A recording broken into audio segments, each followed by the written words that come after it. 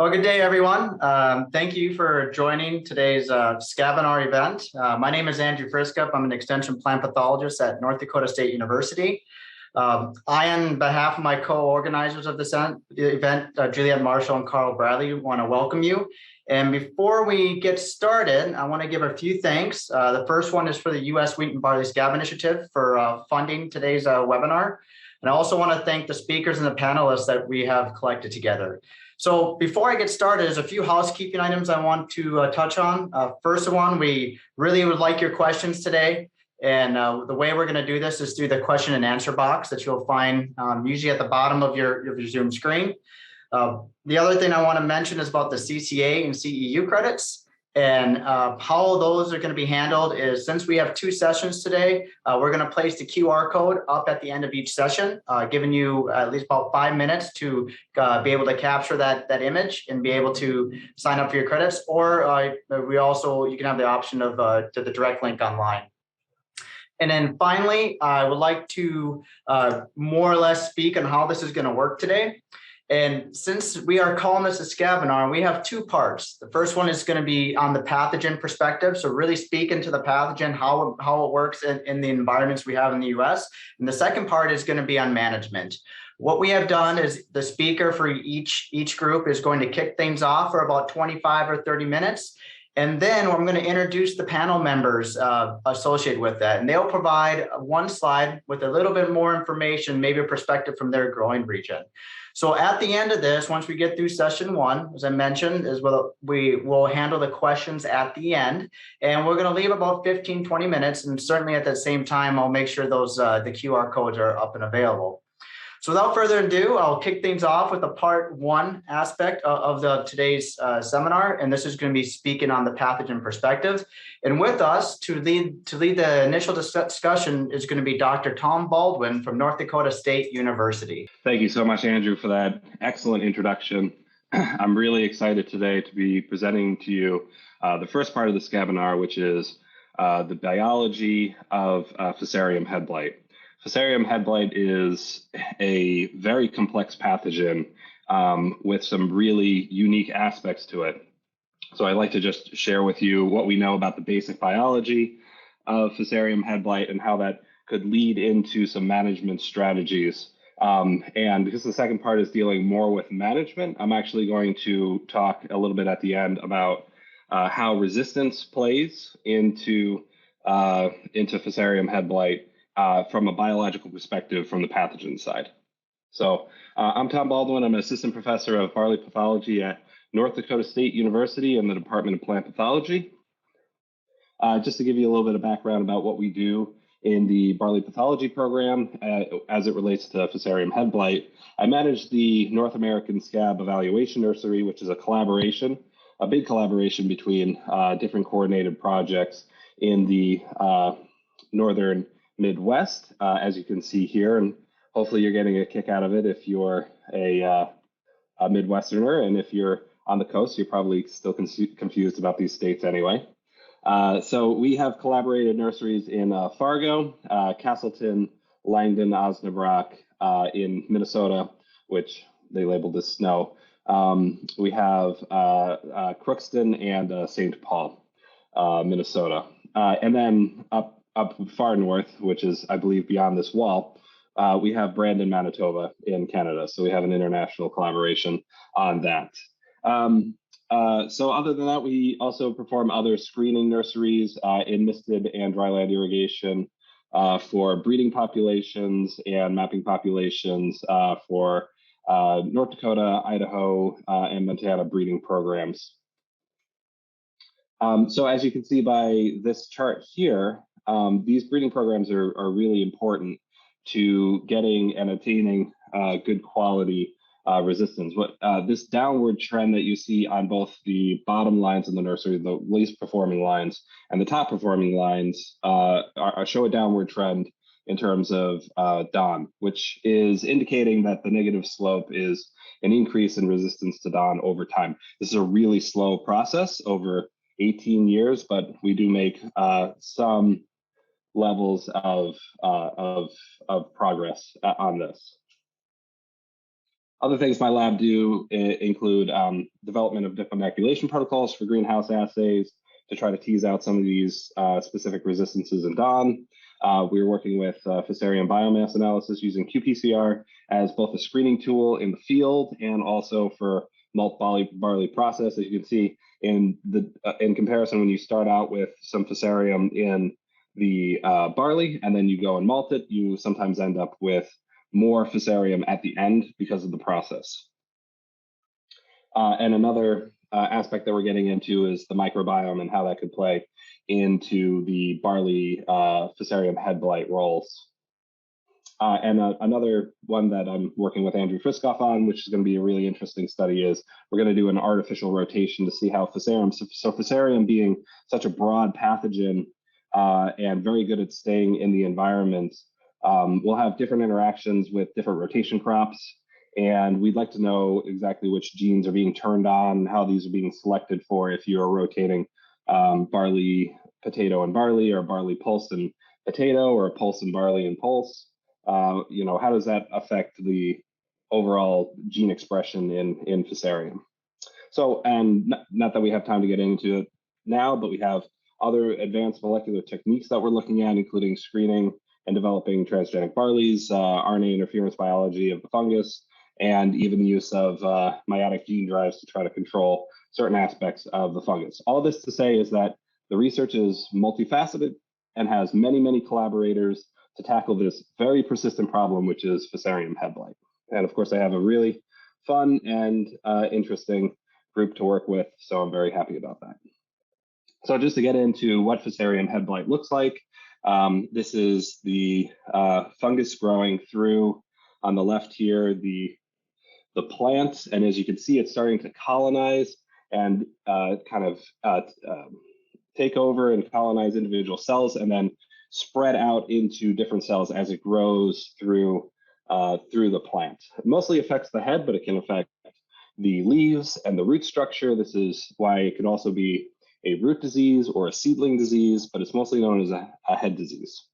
On the right here on the bottom, you can see wheat that's been infected with Fusarium head blight, and it's actually so bad that you can see orange kind of in the crevices of the kernels and of the florets, and that orangeness is matted up conidial producing hyphae, which are called sporodokia.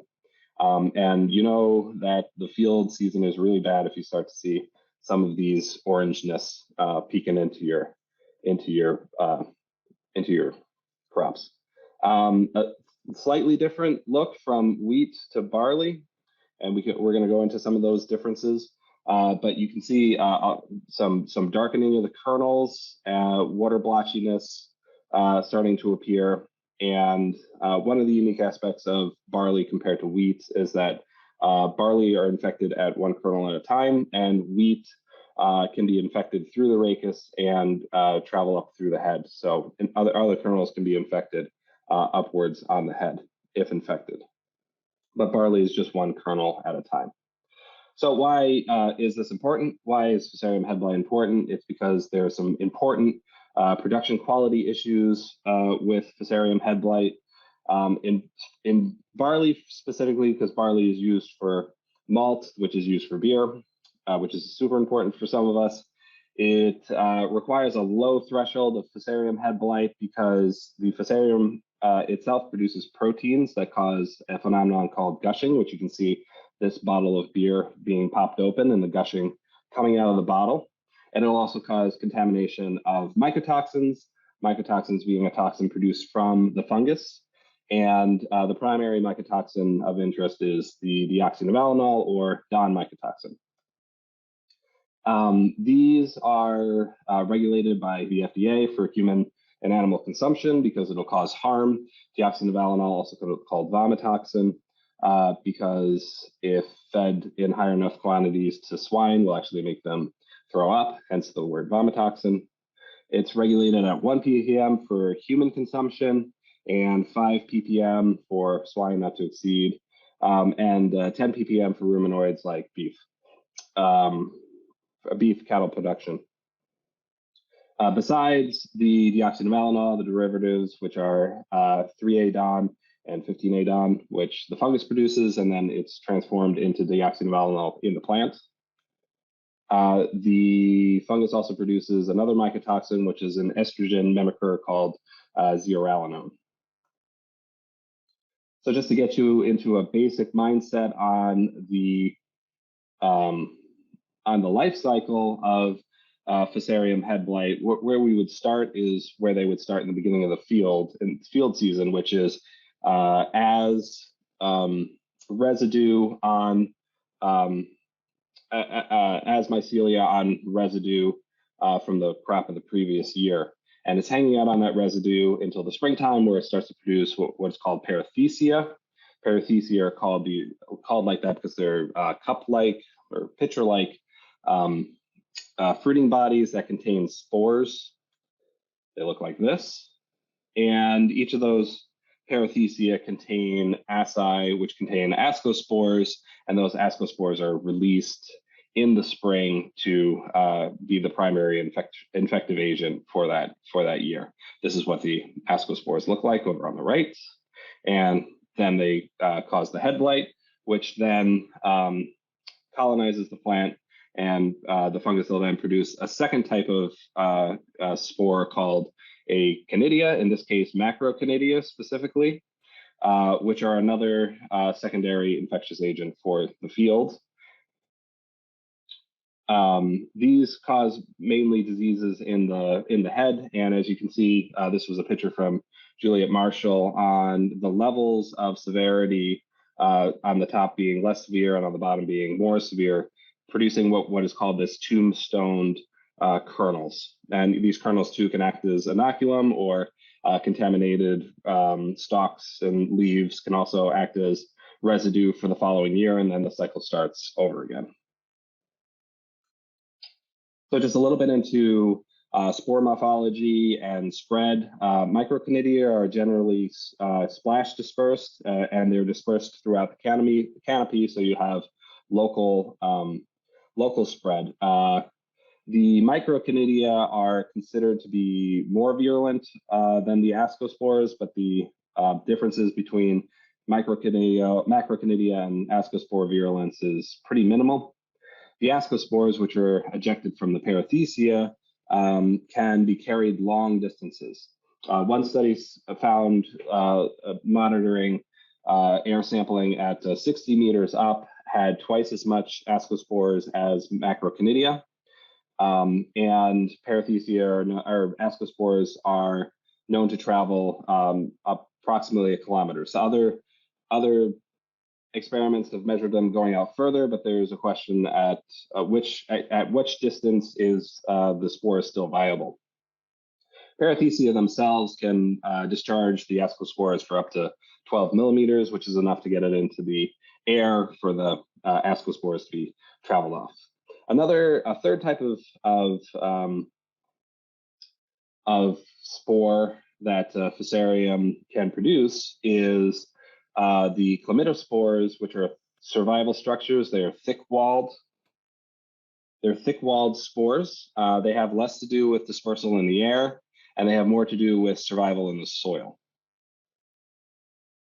And I didn't have a great image, but Juliet Marshall had provided one for me. And as you can see, this is an excellent example of what spore dispersal kind of looks like in the field, with these dark patches of Fusarium head blight coming downwind, landing in a spot probably as ascospores, and then macroconidia developing off of that and then spreading locally to create these blots of infected areas in the field. And what's interesting about it is you can actually see the patterns of the wind dispersal starting up at the top and coming down through the bottom. So Fusarium head blight, we generally like to think of it as caused by Fusarium graminearum. However, Fusarium head blight is actually a complex of different Fusaria, including secondarily Fusarium azicatum, Fusarium palmorum, and Fusarium avenaceum, Fusarium poe, and Fusarium trichoides. This is part of the Fusarium graminearum or Fusarium head blight species complex, which is a little bit into the woods here, but I just want to go through it anyway, just to show you kind of how diverse these are. Over on the left side, you can see the branching of each of the different clades of Fusarium in the species complex, and how diverse they can actually be. And then basally to it, like, as in, basal cousin to the rest of the clade is the Fusarium culmorum cerealis species over here. Okay, if we go deep within the Fusarium graminearum, because Fusarium graminearum is considered the most important pathogen in the FHB species complex, you can see that there are 3 distinct groups of Fusarium graminearum, mostly known as the NA for North American population 1, which is the predominant population. It is a 15A DON producer and a DON producer.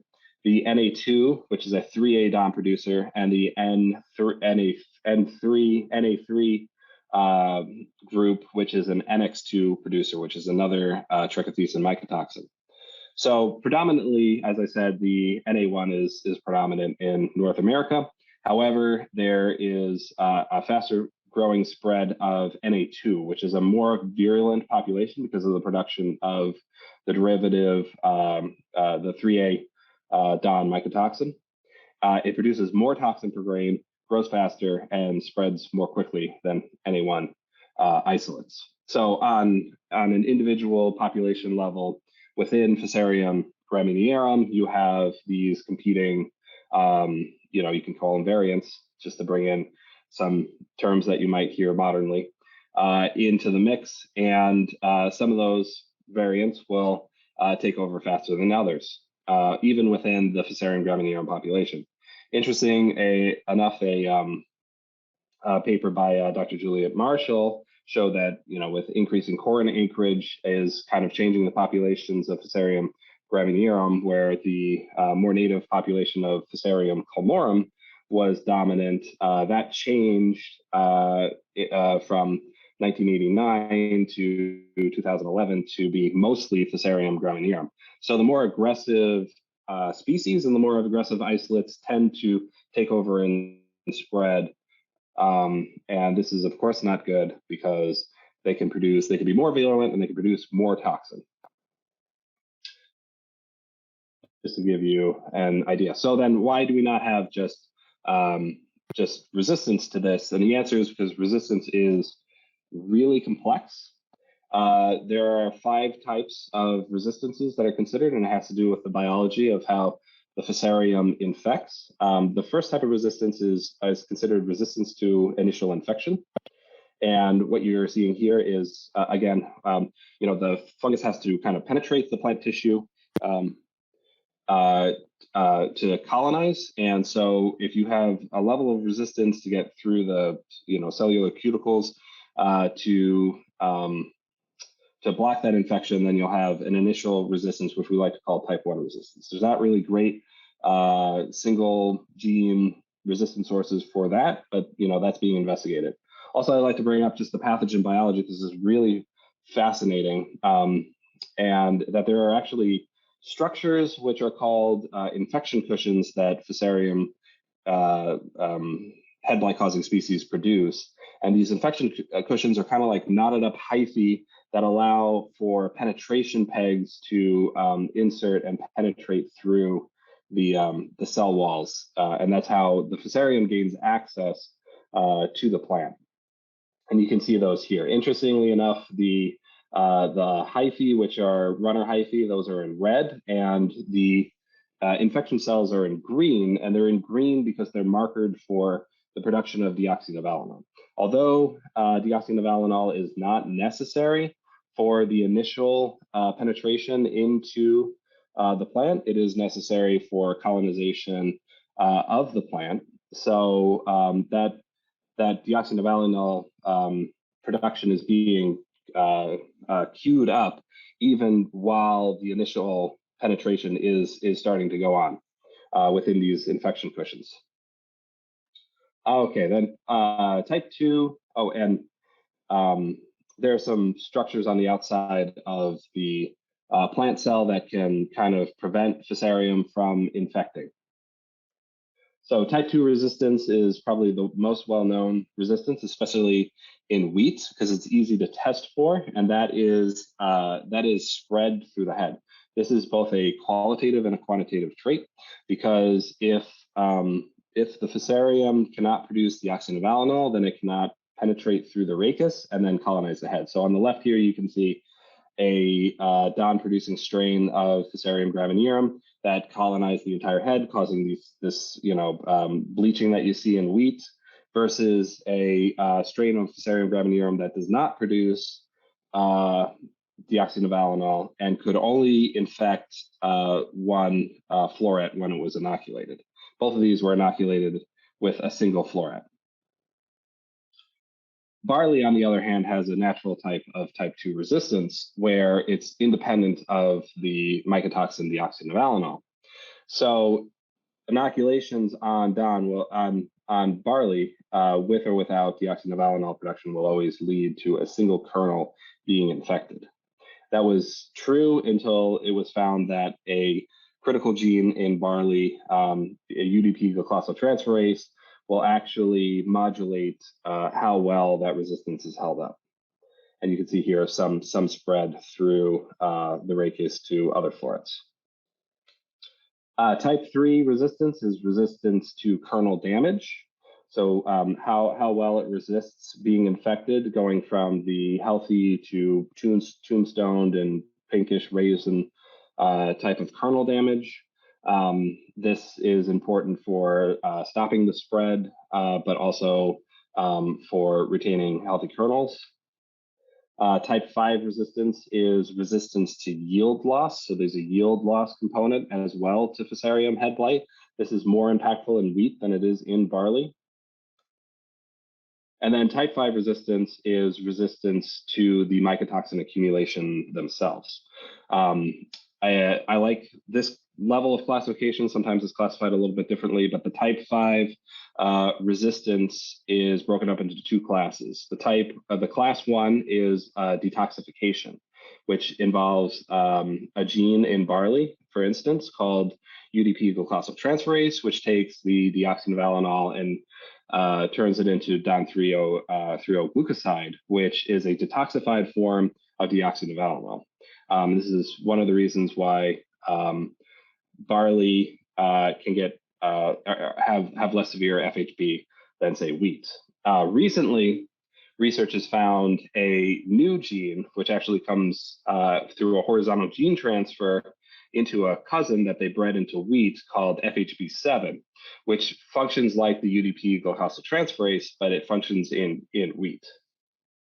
And then, so there's type 5 class 1, which is detoxification, and then type 5 class 2, which is a suppression. So there are phytoalexins, which are chemicals that are produced by the plant that can affect the Fusarium themselves. And some of those chemicals can actually modulate how well the fungus produces deoxynivalenol. In this case, there's a compound called AMBOA or BOA and gramine, which seem to suppress the fungus's ability to produce the mycotoxin itself, right? It's more of a deterrent. So class 1 is a detoxification, class 2 is a suppressant. And we highlighted that in one of our papers that we worked with Juliet on. Okay, so in summary, the biology of Fusarium head blight is quite complex, which is why we don't have just a sustainable type of resistance for it, and it's a difficult disease to defeat in the field. Part 2 is going to go over all of the management strategies that we are utilizing to control this. FHB is one of the most important diseases of cereal in the world. It reduces yield, more so in wheat than in barley, but it reduces yield and causes mycotoxin contamination of the greens. It's caused by a filamentous ascomycete fungi of the order Hypocrales, which is a FHB species complex, but for the most part, the most important one is Fusarium graminearum.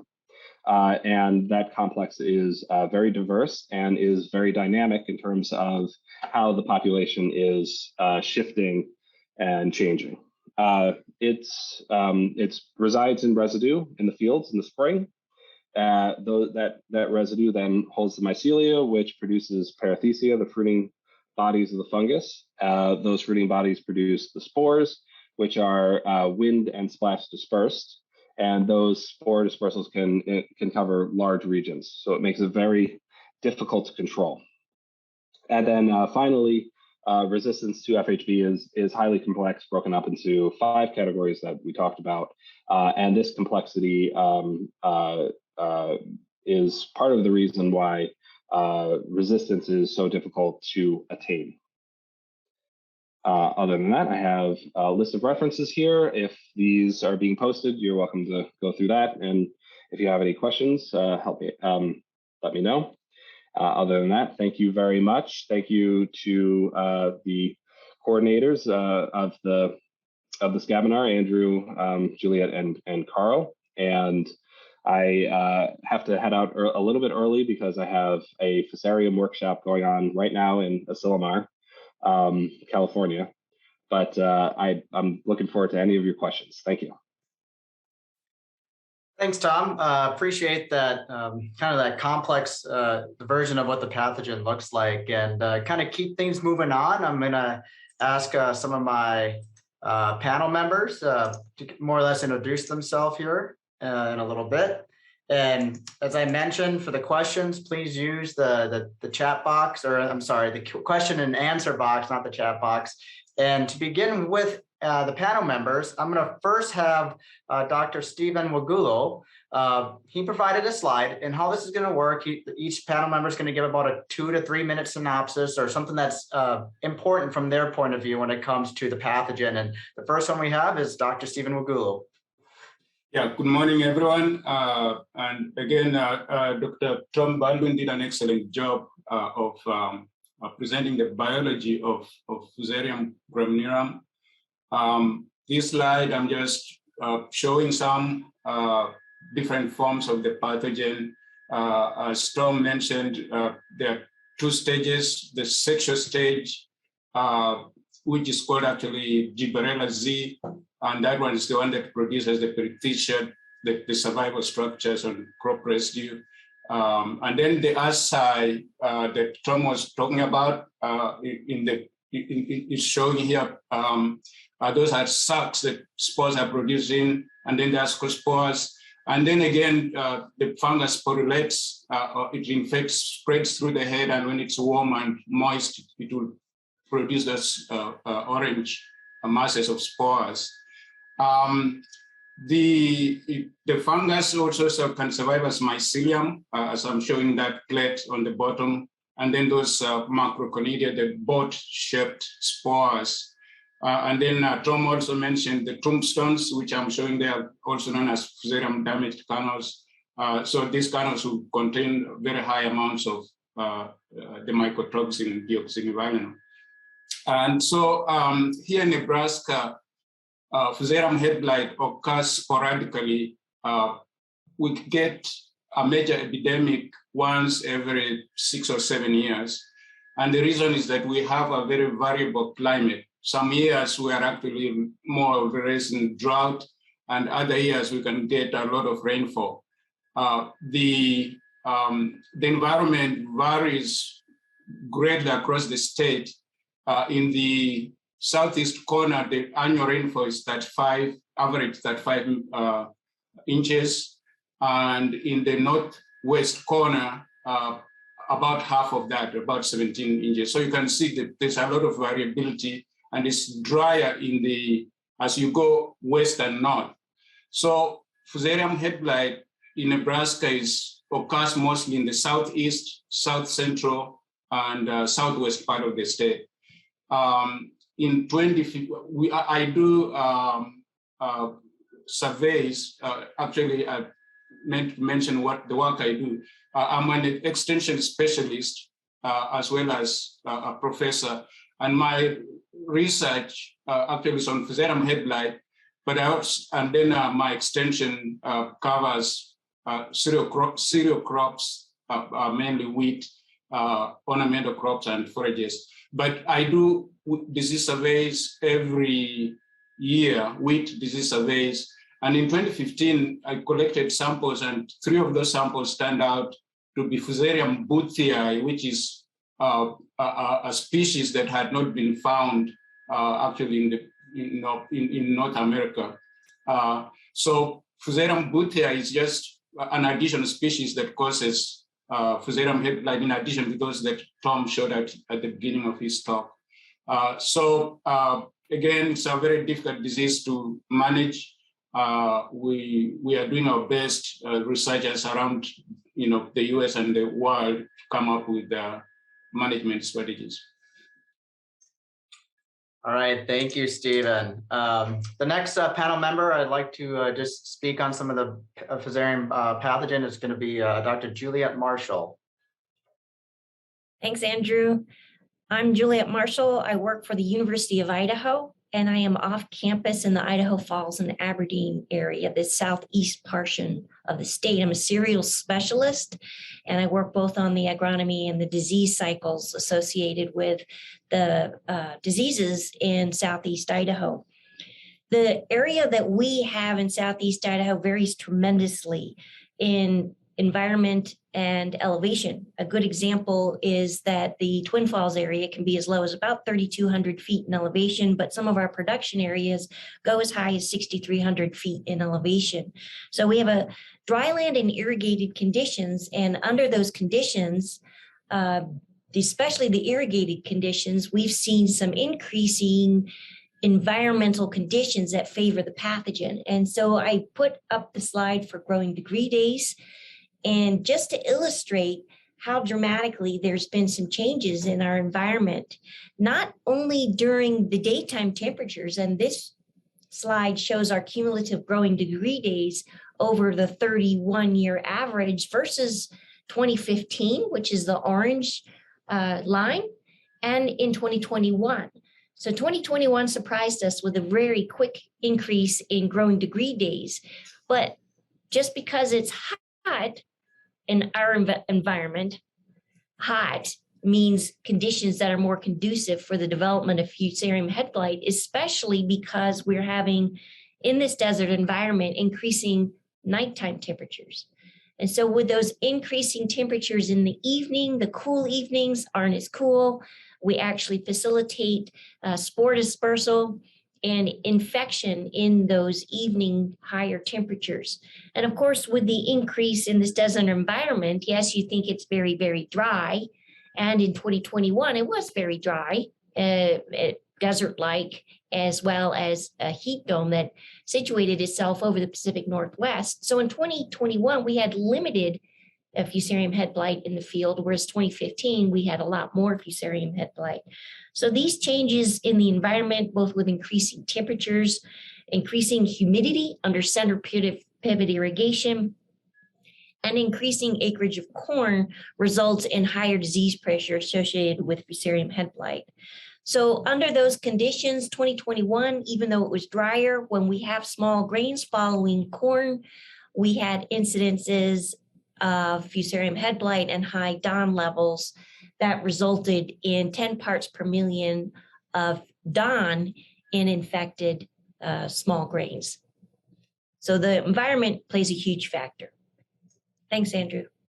Thanks, Juliet. Appreciate the insight and some of the uniqueness of the Idaho environment. The last panel member that I'm going to invite to share some insight on their slide is going to be Dr. Carl Bradley. And after he's completed, I encourage you to start throwing some questions in the Q&A box.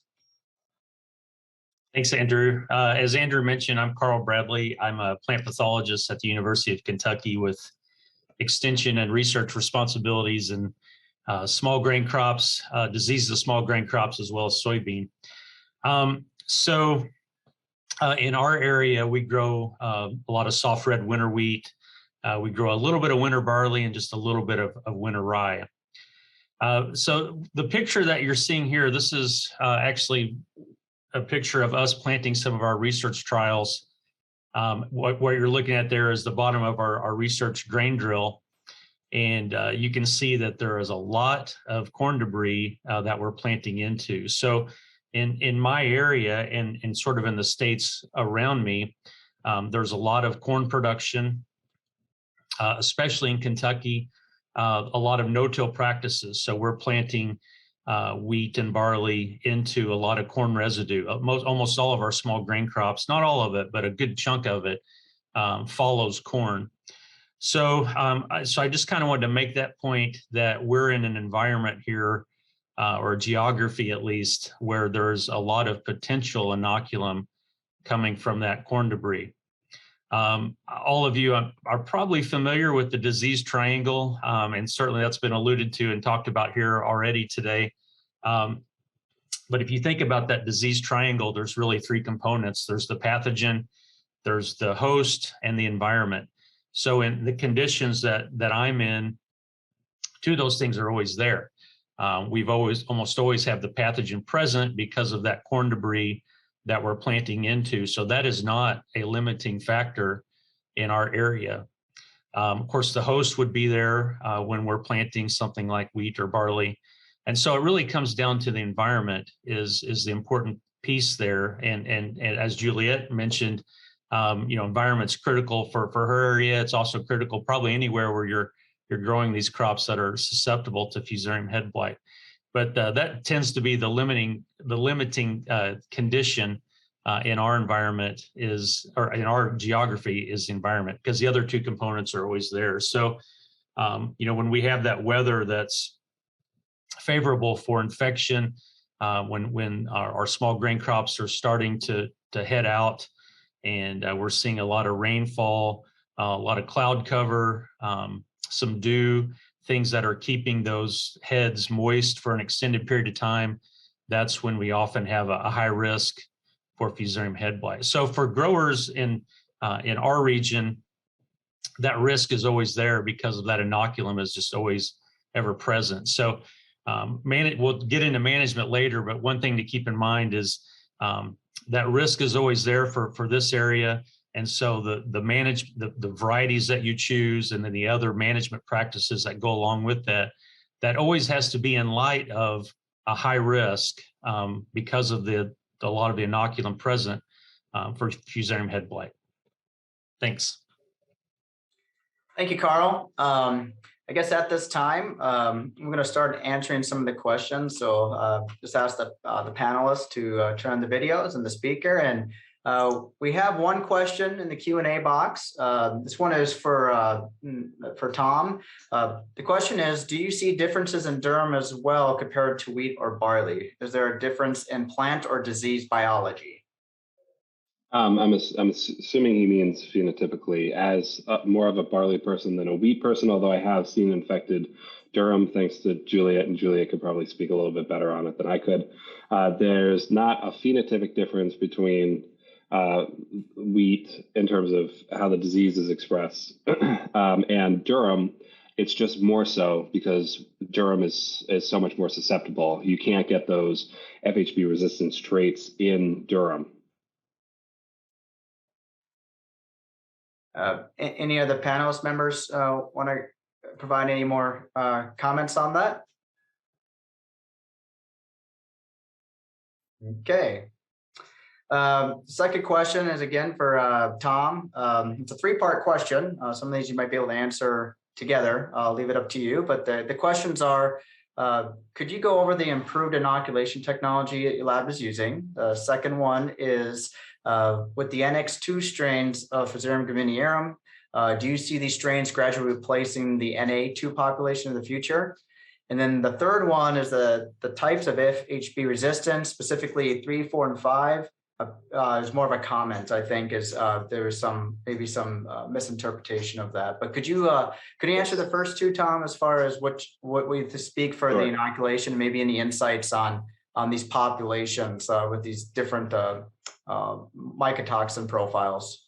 Sure. So barley is a little bit more complex and difficult than wheat in the fact that it doesn't have spread through the rachis, which gives it an advantage. But a lot of the increased resistance that have been found in wheat have been found with an inoculation strategy using point inoculation and then measuring how far up the disease travels in the head, right?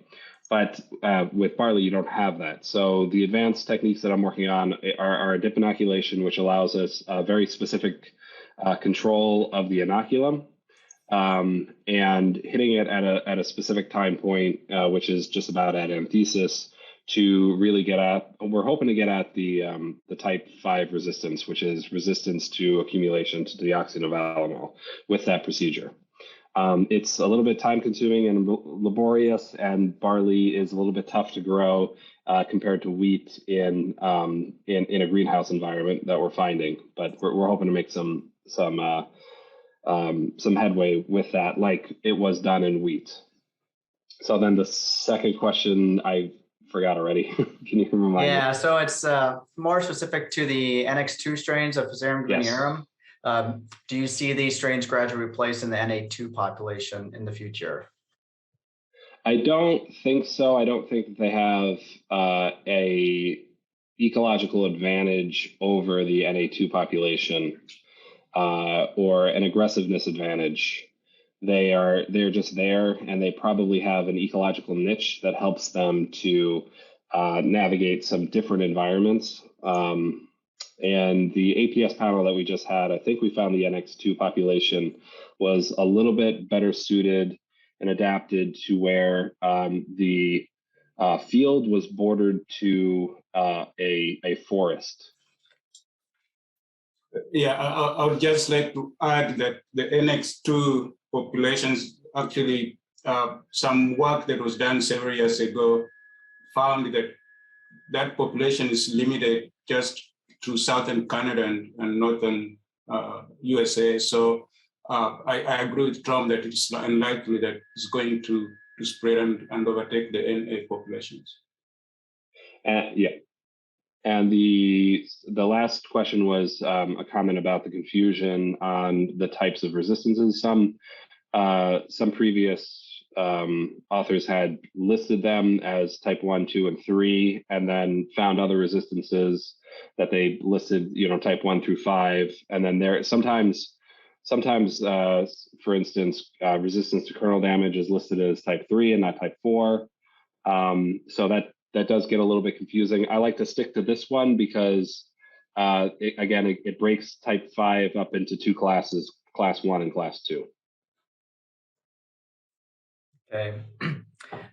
Encourage the audience to keep submitting questions, but one that I have for my panelists, we talked about residue, and Carl gave a photo of planting into corn residue. So I guess one question might be is how do we interpret survivability in that corn residue, like in Kentucky? And I guess I want to contrast that with maybe the residue that Dr. Marshall has out in Idaho. So I'm looking for more of a perspective of how we think about the pathogen and the residue, but the different production region of Kentucky versus Idaho. Carl, could you start? Sure. Yeah, that's a great question. For our area, we don't tend to worry so much about survival just because of so much corn debris, maybe not even in a particular field, but certainly like even in adjacent fields. So there's so much corn acres in our area that probably becomes less of an issue about survivability because there's enough inoculum every year, unless somebody has some type of a really very long rotation away from a crop like corn, which would be kind of rare to see in our area. But I would suspect, as far as like survivability, at least in our area, that the fungus would probably be able to survive on that corn residue as long as the residue was there. The residue will degrade over time and go away. So as long as there's substrate there for that fungus to probably feed on, survive in our environment, I would suspect that fungus would still be there as long as the debris is there. Thanks, Carl. How about you, Juliet? How do you look at the influence of residue? It's a really complex issue depending upon whether you're have corn in your rotation or not. When you have corn in your rotation, oftentimes you are restricted in your rotation contracts for potatoes, for example, restrict the planting of potatoes after corn because of the debris stays hard and dry over time due to our limited amount of moisture that we have over the winter and through the summer. And so that corn can actually puncture, the corn debris can puncture potatoes as they're being harvested because they do actually stay viable. That debris stays intact for such a long time in this dry environment. So that's an issue. So oftentimes we're restricted in our rotation, and the good news is that the tillage that we have due to the heavy production of root crops like sugar beets and potatoes does require a lot of tillage, which reduces the amount of trash on the surface. The other issue is into the future, we are moving more and more into a no-till situation or minimum till, or trying to reduce the amount of incorporation of residue due to carbon sequestration issues, due to soil moisture preservation. And as we move into that no-till situation and we leave more debris on the surface, my concern is that, yes, we will have no alternative other than to plant small grains following corn. And under those situations, that risk does increase tremendously for infection. And so it's a combination of crop rotation, increasing dairies, which requires increasing corn, and our inability to reduce that residue by incorporation through tillage that will make this an increasing problem in our area. So if you think about it, sometimes that corn residue can stay 3 to 4 years, especially if it's not destructively incorporated into the soil with tillage. I appreciate those insights, Julia, because kind of contrasting you and Carl, it was an idea of what the influence of environment does even on the residue after the season. And Stephen, do you have anything else to add to that in Nebraska? Yeah, I wanted just to add that the point that Juliet mentioned about the reduced tillage. So here in Nebraska, as I mentioned, we get very little rain as you go west. And even sometimes here in the east, we can experience drought-like conditions. So in Nebraska, we don't encourage clean tillage or deep tillage.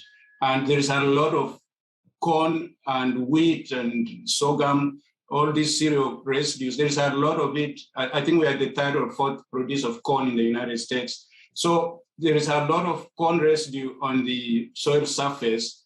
And when conditions get favorable, we can get very severe epidemics. You can see this field in my background. This was 2015 when we had a very, very severe epidemic that was spread throughout the southeast, south central. So that's an issue. The minimum tillage that leaves crop residue on the soil surface really increases the risk, especially when the environment becomes favorable and you have a lot of rainfall. Thank you, Stephen. Yeah, that just provides another, complexity to everything, and especially with a national disease issue, how we each have to kind of carve out how we understand the environment, specifically the pathogen. So we have a few more minutes here. We did get some more questions in the Q&A box. The first one is, the Fusarium risk tool has been helpful to raise disease risk on a broad geographical basis. Would site-specific modeling improve our ability to manage FHB at higher levels than we currently employ? And I'll first say that is a great question. We do have a very large effort on the epidemiology side and improving the forecasting models. And those experts are not on our panel today. There are some great resources, one being Dr. Eric DeWolf out of Kansas State. He will know the ins and outs of that. And that's kind of my, like I said, I wish I have a better answer. I'm guessing there is a really good one, but I'm not for sure I have it. And I'm going to ask my panel members to see if they have any insight to provide on that, or if we might defer to Dr. DeWolf on that. But looks like some good. Go ahead, Stephen.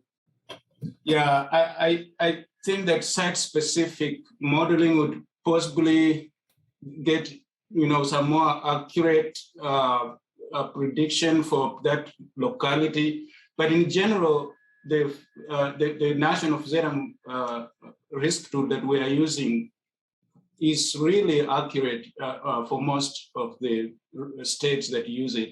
I would say it's 70, at least 75 and above accurate, and that's pretty good. It has done very well here in Nebraska. So, I'd like to weigh in a little bit on that. Bill, I think that's an excellent question. In our environment, I would say our risk is usually low and very directly related to whether or not we plant near or on top of corn residue. And in our environment under irrigation, I think it's absolutely critical that more site-specific modeling take place. Irrigation and the variability of the environment under irrigation for infection, in my mind, is extremely critical. And I have a PhD student that is finishing looking at some of the modeling associated with irrigation practices. And I am initially convinced or assume that a lot of this will have to do directly related to temperature under center pivot irrigation. If you imagine center pivot irrigation is a situation where at some point in the field, you will always have enough moisture to actually have infection. It just depends on the temperature and the environment.